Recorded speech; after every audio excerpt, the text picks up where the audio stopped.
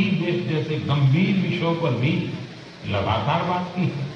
आज पूरी दुनिया पर्यावरण के जिस इशू को लेकर इतना परेशान है, उसके समाधान में प्रधानमंत्री नरेंद्र मोदी आज 100वें मन की बात को संबोधित किए। जब पीएम मोदी मन की बात को संबोधित कर रहे थे, उसी समय पूर्वी सिंहभूम जिला कांग्रेस कमेटी विरोध प्रदर्शन कर रही थी।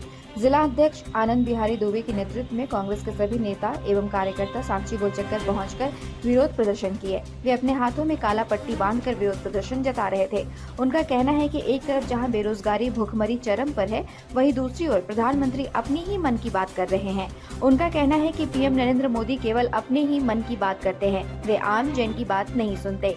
पीएम मोदी जब तक आम जन की बात को नहीं सुनेंगे, तब तक भला देश का विकास कैसे हो सकता है। इसलिए पीएम मोदी को अपने मन की छोड़ जनता के मन की बात को सुनना चाहिए कि आखिर वे चाहते क्या है।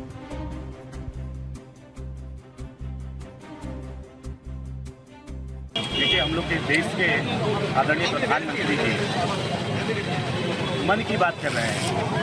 इस देश में जो गरीब भूख से मर रहे हैं, गरीबी से मर रहे हैं, और वो जो हमारी एथलीट बहनें बेटियां जो दिल्ली में प्रदर्शन कर रही हैं, वो उनको नहीं दिख रहा है।